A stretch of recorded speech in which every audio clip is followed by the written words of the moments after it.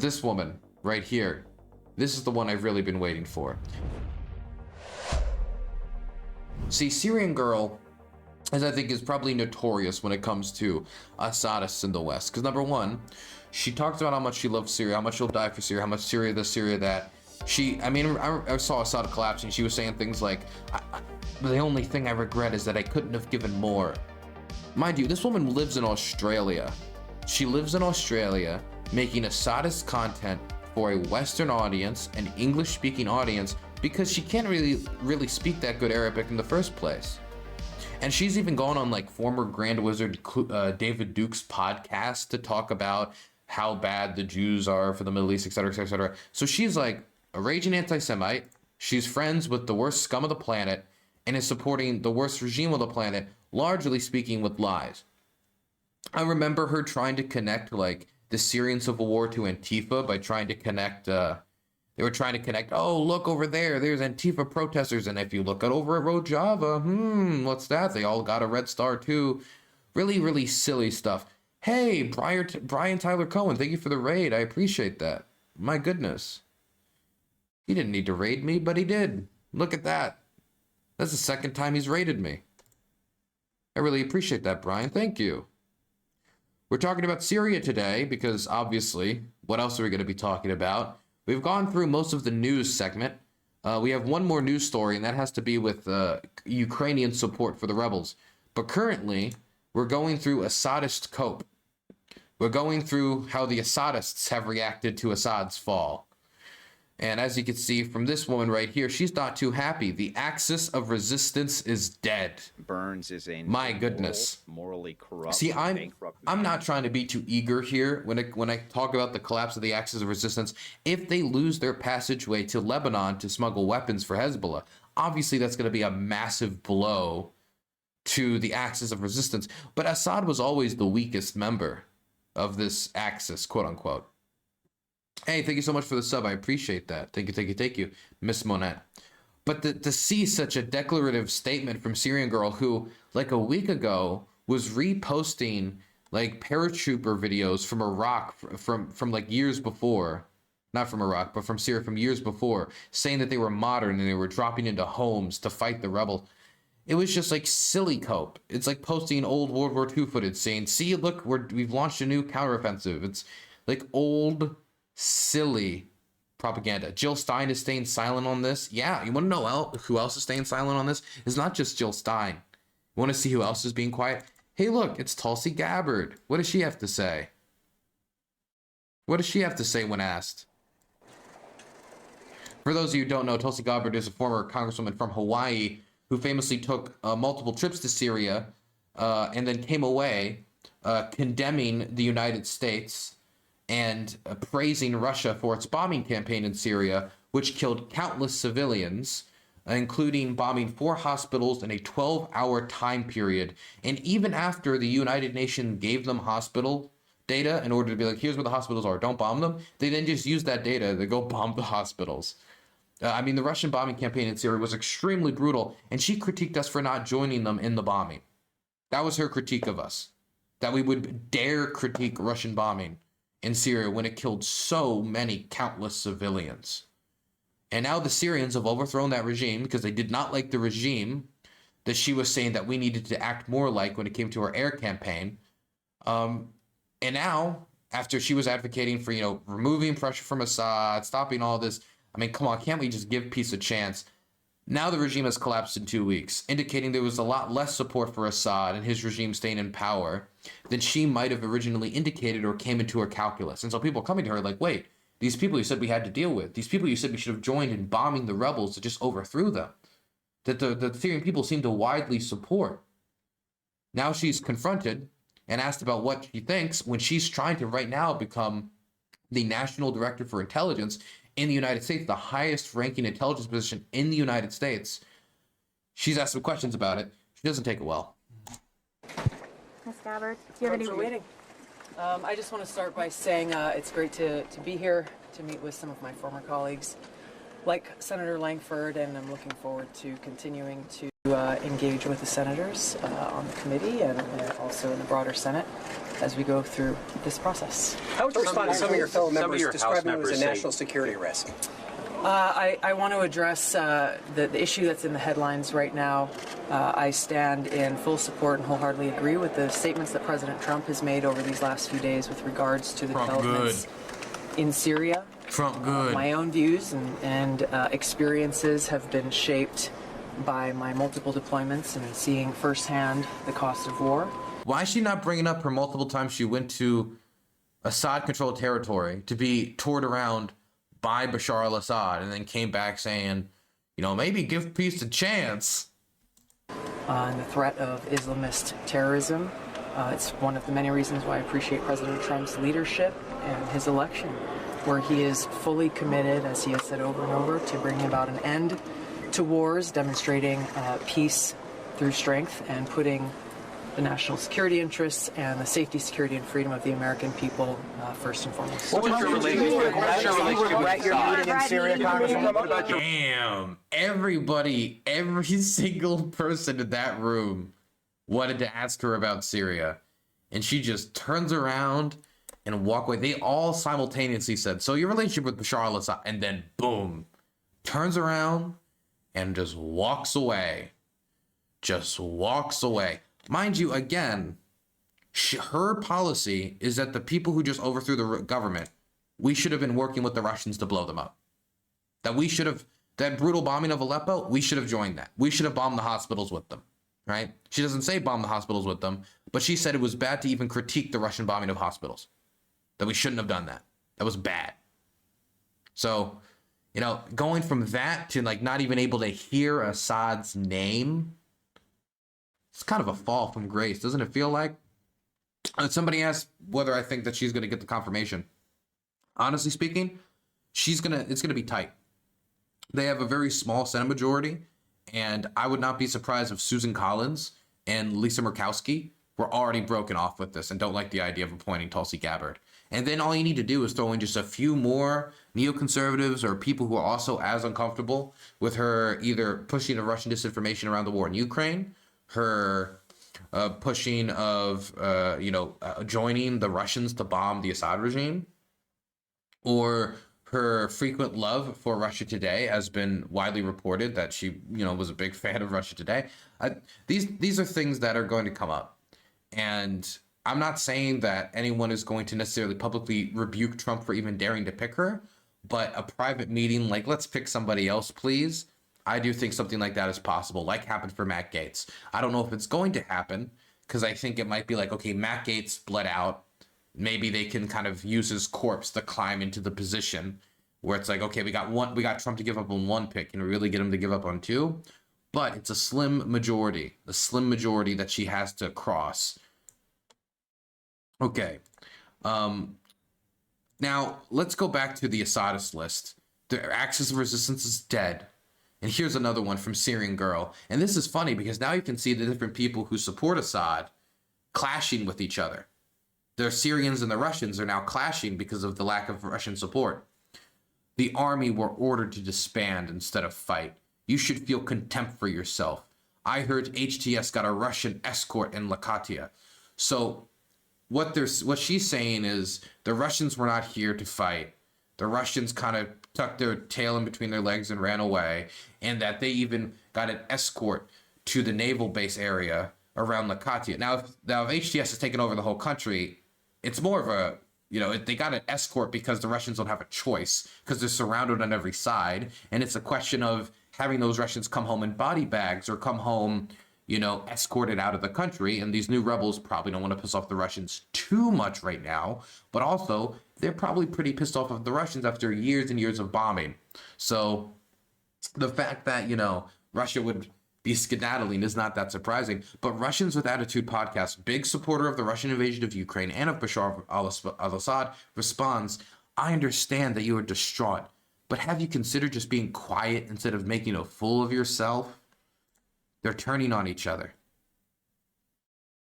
They're turning on each other. Bad times. But this right here, to me, is the creme de la creme. This right here is the Mona Lisa of Assad cope. This right here is pure distilled bliss. This is Syrian partisan girl getting confronted with laughing emojis when describing the Assad regime's fall and talking about the future. And once people start critiquing Assad and they're like, Assad sucks, come on, screw Assad, she gets so angry that she demands that Mario Newfall, the brainlet host of this little shindig, shuts down the Twitter space and mutes everyone and stops everyone and kicks everyone that's laughing, or she won't talk anymore. Listen, this is I gotta be honest. This got me high. Well, there's obviously been some kind of a deal, some kind of a soft coup, some kind of a backdoor handshake, and the army simply chose not to fight. When we say there's been a soft coup, the army disintegrated, and what was left of it decided to not get shot and took off the uniforms and went home. And Bashar al-Assad has complained before about his lack of loyalty in his armed forces to the Russians. And I mean, like, if you make up your army out of like LA gang members and foreign fighters, like, how much loyalty do they really have to you? And when I say that they had a fighter of LA gang members, I already played this footage earlier, but I'll play it again just so, like, hey, why would these guys just turn around and go? And I'm not saying they're all LA gang members, but a lot of them had the same amount of loyalty to the Assad regime as an LA gang member. Look at this. Morning. Hey, we still right here, homie. It's morning. It was out guys right there, homie. Let me represent myself, homie. It's Creeper, homie, from the G-Dub 13 gang, homie. Son Valley gang, homie. Liner from Westside Armenian Power Gang, homie. Still Puro Sureños putting it Right down, here, homie. homie. And Middle East, homie, in Syria, still gang banging, not giving a homie. Look, homie, check out the Puro Sur 13, homie. Still gang banging this, homie. Got the G-Dub, homie. Go, Molly. Check out the enemigas right there, homie. They're all right there, dog. But we don't give a homie. As you know, homie.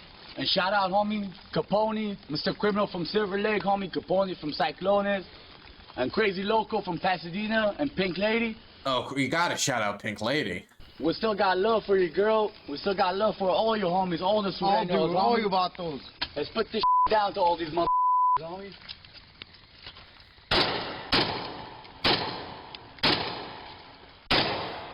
Again, they teach that you how to hold a gun just like that in Ranger School. These guys are obviously highly trained operators. But like, so how much of it is a deal and how much of it is like, okay, you can fight if you want to, okay, but you're screwed, okay? You're screwed. Our cities. And you have some clowns laughing over here. Would you kindly remove them? I don't have a mood for clowning right now. Their triumphalism, their support of Al-Qaeda. Okay, now you have 3 of them. Okay, mind you, if Assad had just taken Idlib, she'd be in here doing like the full, she'd be doing the disco dance on the corpses of every dead Syrian kid in that city. She would not care at all. She is always she is somebody who's like, I remember like when the regime really started to collapse, she said something like, I wish we still had our chemical weapons. Like, I wish we still had our gas. She's on the same hand, they're denying that Assad ever did the chemical weapons attacks. And then anytime they get pissed, they immediately said, we're going to gas you. We want to gas you. Like this, if the shoe was on the other foot, she'd be the first one in like cheering on the death pits. Right now, their triumphalism, their support of Al-Qaeda. Okay, now you have 3 of them. If you would like a discussion with someone from our side of the fence, I would like you to remove everybody that's smiling right now. You can't order that, dude. Yeah, but okay. Not even everyone that's laughing, everyone that's smiling. remove anyone with any joy about Assad falling. If you want to talk to me, everyone in here must be sad and crying about Assad's collapse. We can only have somber music. Oh my goodness. I would like you to remove everybody that's smiling right now. You can't order that, dude. Yeah, Stop but it. okay. Let's those are my terms. Those are my terms. Another smiling emoji from the colonel, the clown colonel that supports our. Syrian, just let's have a discussion. Major General Al Hassan. Let's have a discussion. Let me have a discussion if possible. Yeah, let's have Syrian go finish, and then we can go from there. Let's have Syrian focus on me and all sources. And he's one that smiles. It doesn't matter. He one that smile. Oh my god, she's gone like full General Aladdin. Like, no, anyone with a hint of joy in their eye must be shot if you were to hear my opinion. You want the right to hear my words, then you must suffer the way that I have suffered. Focus on me and all sources. And he's one that smiles. It doesn't matter what they smile. What matters is what you're bringing to the discussion. And so James, do you want me to stay? I want you to. Then you give them the order not to smile, or I go. Guys. I'm sorry. It's just so fucking funny. Give them the order to stop smiling, or I shall leave. I will not be disrespected by your joy at the collapse of an authoritarian, murderous regime where they're still digging the corpses out of the basement levels of the brutal prison him and his father ran for decades, who's killed hundreds of thousands of his own people. If you have a single hint of joy about that guy having to run out of the country after he told the Russians in 2014, I'm not going to run like Yanukovych. I'm not a coward like him. After he puts all that chest beating out there, he runs away. And if you even crack a smirk, Syrian girl's not going to be happy with you. That's not her feeling. That's my terms. These are my terms. Her terms. Do you think this is what Assad was like in the final hours? He's like calling the UAE. He's like, okay, how about this? We'll allow you to rebuild Syria's roads, okay? And you'll get all those but you gotta save. These are my terms, okay? You either save us, or when we're back in 20 years, we're gonna. What do you mean, your terms? You have no terms. You're in a Twitter space. Where I go. Guys, let's let her finish. That's my terms. These are my terms. Your terms. Hold on. Thank you, Syrian. You can't. No, you can control them because you can tell them that they can drop. You know, this Eric fellow, who I don't even know who he is. Okay. The colonel of Israel. Okay. No, but Syrian. Look at them. They're smiling. Look at their laughs. How can we have a discussion? You ask me a question. Dude, I would have been spamming every emoji. I would have been spamming every emoji imaginable. Would have been like, I don't even know the combinations I'd be throwing out there. Fire emoji, like skull emoji. Oh my gosh, upside down face, laughing face, anything that I think could poke her. And you have some clowns laughing as Al Qaeda takes over Syria. I can understand why you love authoritarian rule. Okay, can I just set up the thing? You guys. Yeah, I do love authoritarian rule. It is a situation. At least she's honest, man. At least she's honest. Yes, I want to be dictator. Yes, I'm angry that our boys are no longer the dictator. Yes, I'm angry. Yes, I'm angry because I want to stay dictator. At least she's honest about it. Yes, this is about me controlling stuff. I should control me. At least, look, you gotta respect the honesty and the hustle. Okay, you gotta respect the honesty. By the way, I would be spamming her with stuff all day if I wasn't already blocked by her. I got blocked by her because I asked her where the teddy bear was. I don't know if you guys... Syrian... I wonder if I can find this girl. Teddy bear gun. I don't know if I can even find it. Yeah, here it is.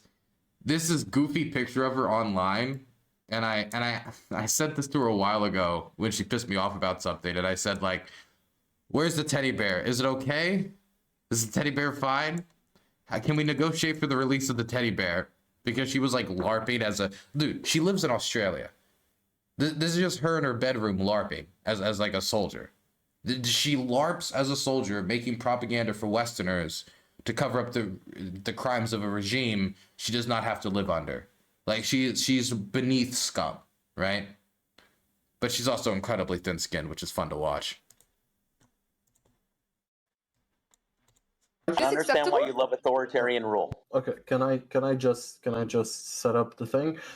You guys, Yeah, I do it love is authoritarian it is a situation, Syringer, you're in a situation where you're having a discussion. People can react. I can't control what people can do. Hey, but be careful. She's just figuring out what democracy might actually look like. This is a scary moment for her, where like people she disagree with are able to talk instead of like getting immediately arrested and tortured. That's some scary revolutionary stuff. Okay, if you want to have a discussion with us, we would love to have your position, because we want to have that position, especially the people that are managing that space right now. That we want to understand what your arguments are, what the Bashar position is, and what we're looking forward in that situation. If you want to engage in that discussion, we would happily do that. My terms are he doesn't There's no smile. terms. There's What do you mean my terms? He's still on the terms. My terms is he doesn't smile and we reinstall Assad. Okay, the simple terms. We would happily do that. My terms are he doesn't There's smile. no terms. There's. Do you want to discuss? All right, or then you wanna I discuss? bid you good day, sir. I bid you good day. Thank you, Syrian. Yeah, she couldn't deal with the fact that people felt some joy at her. What did she expect? By the way, she keeps saying Al-Qaeda. What she means is Hayat al-Sham.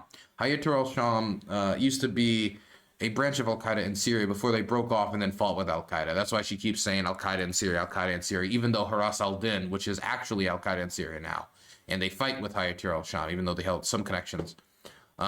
They very much did not launch the offensive to capture all these cities. Also, let me just go through a few more of these, okay? Because we still got some other ones here. From Spetsnaz007, big Russia supporting account on Twitter. This is from right at the start of the offensive, less than 2 weeks ago. Assad will fall. It's the end. You morons just killed hundreds of yourselves in a pointless attack for Aleppo. The city hasn't fallen. A strategic withdrawal to the south was made. So strategic.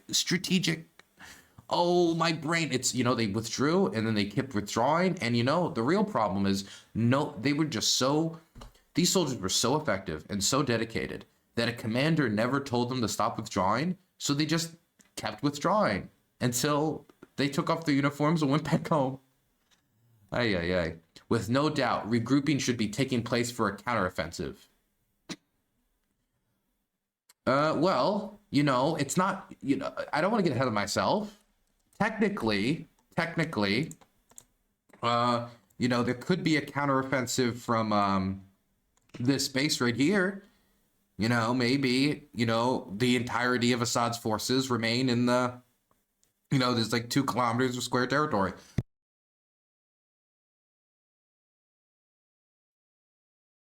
Maybe they're, don't worry, guys. Final victory, man. Final victory. They're gonna launch from here, then they're gonna take back Homs, and they're gonna march back south, and then they're gonna, I'm sure, any time now, boys. Any time now, boys. Any moment now. I'm sure it's gonna happen, guys. I'm sure. Oh, this is a good one. Assad is a good leader. Zelensky is a fraud. Is independent. Protects Christians and churches, unless they're anti-Assad churches. Saved Syria. Well, not many ran away. That helps. Oh, wait, do I have it? Yes, I do. Okay. We'll end with the Scott Ritter one, okay? We'll end with the Scott Ritter one. Alexander Dugin, known Russian fascist and author, big supporter of the Russian invasion of Ukraine. The fall of Assad is a tragic event. He was ally of Russia and the pole of resistance. You see how this is talked about? This is not talked about like, here's what it is for Syrians. And I was complaining about Twitter around this for somebody else too. I think it was Caitlin Johnson. Let me see if I can bring up her account quickly. Let's see, is this one right here? Caitlin Johnson. Looks like Assad is on his way out. Likely to be replaced by U.S. puppet who will cut off supplies to Hezbollah and Lebanon. The empire notches another win. Nowhere here does it frame Syrians. Nowhere here does it talk about this is why it's good for Syrians. This is why it's bad for Syrians. This is why, it's all just, it's a chess piece. It's a chess piece. The country's a chess piece. And its people are to be moved around and shuffled around for strategic interests. And it reflects nothing of the brutality of Assad, reflects nothing of the brutality of the prisons. If we ran our prisons the way Assad ran his prisons, do you think she would let it slip? Do you think if this type of prison was revealed in Washington, D.C. or in Baltimore, that it would slip like that? Of course not. It's simply that what matters here is not the people. What matters here is their geopolitical chess game. The fall of Assad is a tragic event. He was an ally of Russia and a pole of the resistance. We have to accept blow as blow. The pain is pain. This is the fight, the war. The war has usually different episodes. Some are unpleasant and painful, but we should never give up. We'll win. By the way, you can see a lot of these guys are getting angry because some are flipping, where they're becoming like pro-rebel, or they're flipping and changing the colors of the revolution, saying, I'm ready for the future. While others are like, why are you guys breaking rank? What happened? Why are you betraying? Like, for example, Vanessa Bailey. Anyone who can explain why Assad pre-recorded farewell speech and possible explanation of the catastrophic events was not aired as planned after he left the country, please get in touch. All the backstabbers who are now turning against Assad, protecting their interests. You were in a position to say something for 14 years. Why didn't you? Yeah, because he didn't collapse in 14 years. That's why they didn't. Because these are people who are political animals. These are people who want power, want to be near wealth, want to not be in the depths of poverty, and so they decided to align themselves with the ruling power party. And now that a new pack leader has arrived, they've simply abandoned the last one and joined the new one, because they're not fighting based off principle. They're fighting based off of wealth and survival. I think this is the last one. No, we have two more. We'll end with Scott Ritter. Actually, no, we'll end with this classic. This will be the classic we end with. Let's first do Scott Ritter. This is Scott Ritter on Haifong's show. I believe it's Danny Haifong, who is a big pro-China, pro-Russia, pro-Assad YouTuber. Who basically supports anybody who's against the United States, because he wants to bring about the multipolar world. So if you have to support the worst monster on the planet, you have to support the worst monster on the planet. Just cover up the crimes and don't worry about it. And about a day or 2 days into the operation, he brought on Scott Ritter, former UN weapons inspector and two-time, back-to-back, I say it like it's a wrestling title, a convicted pedophile, who was trying to message little girls, but those little girls ended up being little police officers. Actually, it was technically 3 times, but he only got pinched for 2. You can go look at the court case specifics if you want to. He says it was George Bush's fault because he got persecuted so much by the war in Iraq. I'm not kidding. Go look at his defense in court. He says he was bullied too much after advocating against the invasion of Iraq. But guess what? There's a lot of other people who advocated against the invasion of Iraq and did not try to sleep with children. Multiple times. So might be something else there. Anyway, even though he's completely discredited himself amongst established reputable circles, he's still able to go the rounds on alt media circles like Danny Haifong Show, Jackson Hinkle Show, Jimmy Dore's show, because they don't care. And the deep state pedophiles don't really matter if they're your pedophiles. Maybe he's one of the good ones on their side. He's also done some propaganda for Kadyrov in Chechnya. Anyway, his job with the military, like, trimmings of his history and his, the officiality of him and other people like Douglas McGregor give the role that they're serving as a propaganda tools, allows them to go out there and say everything is fine if situations is bad, and say that our enemies will be crushed, either Russia's enemies or Iran's enemies or whoever's enemies. And so Danny Haifong brought him on to basically say that Assad will be saved, that everything will be fine, Assad will be saved. So I wanted to play this quickly because now with hindsight, it just shows once again why Scott Ritter is not only a kitty diddler, he's also a knuckle-dragging propagandist who's not worth the air he breathes. And it is up to God, once Scott Ritter is eaten by the same worms that will eat you and me when we all inevitably die, to try again with his cells to make something that's worth living.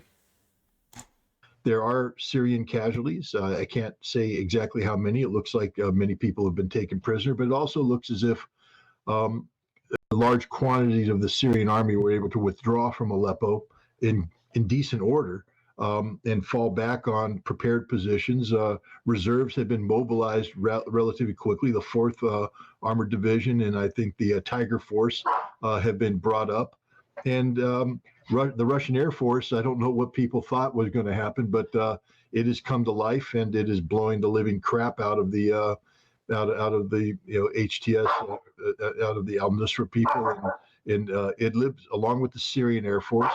Hezbollah is engaged, and Iran is engaged, sending its own forces and mobilizing Iraqi pro-Iranian militias to coming in. The situation is stable. So, mind you, the Iraqi militias never came in because the Iraqi government never approved it. And so they were never able to get in. And even if they did go in, the supply lines likely would have been, I mean, it's hard to say with alternative history, but the supply lines would not have been stable. And so it could have been like kind of investing into isn't kind of the sunk cost fallacy. You're investing a little bit into something that's already kind of failing. And we could see how quickly that could go bad for the Iranians when they have already lost so much from Hezbollah. They really want to drain their Iraqi militias as well. But there was something else here that I thought he said that was interesting. People thought was going to happen, but it has come to life. Air Force, I don't know what people thought was going to happen, but it has come to life, and it is blowing the living crap out of the out of the HTS. They're nodding their heads like he just said something intelligent. He didn't. He didn't say anything intelligent. The Russian Air Force was bombing stuff, but not nearly at the levels that it used to, because they're strained from their invasion of Ukraine. Their local war is too intensive for them to continue to support other proxies like Assad. And so they pulled back the support. They gave minimal air power support, and it was not enough to stop the advance of the rebels. If it was, then the rebels would not have advanced like they did. And they simply didn't have the power. So, I mean, like, Scott is just there to say, look, a bomb was dropped. He's not there to give people a relative perspective to say, okay, there was 10 bombs dropped instead of, say, 100 bombs dropped, which is obviously a big difference. And so instead, he just says they're active and keeps it vague. And Iran is engaged, sending its own forces and mobilizing Iran. I'm curious as to why the dog's barking is because he's calling bullshit too. Pro-Iranian militias to coming in. The situation is stable. I would say right now. I would say that the gambit has failed. Guys, it's over. The gambit's failed. Ukraine's going to collapse in a week, and the gambit's failed. That there's a lot of heavy fighting left ahead, but I think the loser in all of this is Turkey. Turkey's the biggest loser here, obviously. I think heavy fighting, no need to panic. No need to panic. Bashar al-Assad certainly isn't panicking. And I think Turkey and the rebels are going to pay a very, very heavy price. Oh, yeah. I think the goal was to push forward as far as one could and hope for some sort of political collapse in Damascus that would have created problems for the other nations to rally if Assad wasn't there. There was talks about a coup d'etat. I don't know if one was planned, if they thought they had one planned, but clearly nothing took place. But this, when you look at it, this operation only works if you exploit the surprise with some sort of collapse on the other side. Like a uprising in the South. It hasn't happened. So this operation is doomed to fail because these forces are not capable of the al-Nusra forces are not capable of, sustained high intensity conflict. They just can't do it. They don't have air defense worthy of the name. Though. And once the Russians and the Syrians get their air-ground coordination act together, it's going to be hell on earth for these people. They're just going to get blown away by air power that they have no response to. They're just going to get blown away, guys. Don't worry. Assad will be salvaged. For all you Assadists out there, any day now, the Russian jets will come.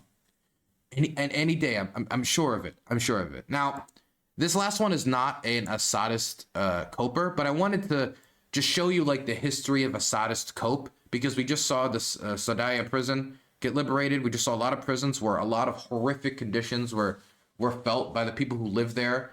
Tortures, rapes, for decades of systematic abuses to political dissidents, activists, and those who challenge the regime's corruption or brutality. So many dead bodies, such brutality. The reports of the so much horrific, not just reports of the children, the reports of the women being raped, the reports of the systematic torture, of the starvation, of the beatings. for decades and decades, to the point of mentally breaking these people when their family had no clue about their fate. Just horrific. But some people fall for very easy propaganda. And I remember being at the Rage Against the War Machine, listening to people fall for very simple propaganda they either want to believe that easily slides into their pre-existing belief system, or propaganda that's aesthetically pleasing. And here's an example of a woman years ago defending Bashar al-Assad as a good man because he is a doctor. And the reason I'm showing this isn't because this is pretty ridiculous as a defense for Assad, but these types of defenses have been thrown out from many, many type of people. And it's not just Assad. Somebody might say, oh, he's a businessman, so he knows he's good with business, so, he can look past this or that or this, or, oh, he's a good Christian man, or he's a good Muslim, or he's a good so-and-so. Some tiny fact that allows you to overlook the crimes and pretend they're not there, to choose your own adventure book with the truth around monsters. So I just wanted to end with this classic. So fundamentally, you believe the Syrian government then over the British government on this one? Of course, of course. You believe Assad over Theresa May? I do, yes. You believe a murderer over the Prime Minister of Britain? He's not a murderer. He's the president of a country, for God's sake. So he hasn't murdered anyone then? No. But what do you mean? Personally, no. He didn't personally strangle the people in the torture chamber, so can you really blame him for anything? Biden's never personally murdered anyone either, so no blood's on his hands for anything he's ever done. But Theresa May gave the order to bomb Syria without anyone say so. Oh, wait, but she didn't personally bomb them, so she can't be a murderer either. No one's a murderer. May gave the order to bomb Syria without anyone say so. Is President Assad responsible for the deaths in Syria of his own people? No, he's not. The opposition is, and Britain is, and France is, and America is. Is President Assad a good person? Yes, he is. Yes. He's a very good man, and he's a doctor, for heaven's sake. Do you think he goes around killing Syrian people? These fools deluded themselves for years, and I'm not going to go through every single lefty or righty that defended Bashar al-Assad, but they're all scum. They all have blood on their hands, and maybe they might not realize it, but them trying to cover up their crimes, whether it be the gas attacks or the bombings, or to downplay them, they helped the regime survive longer than it did. They helped push off international pressure by saying that he was the best option. And now the Syrians are clearly telling the world, after the rest of the world counted them out, that he wasn't. And instead of listening to them, many people listening to the screeching Winnie the Pooh ass sounding grandma. Well, not her specifically, but people of her ilk. Hopefully, this era will not be repeated in the future, but I do not have high hopes for that. Okay, what else do we got? What else do we got? What else do we got? Oh, we haven't talked about Donald Trump's response yet, have we?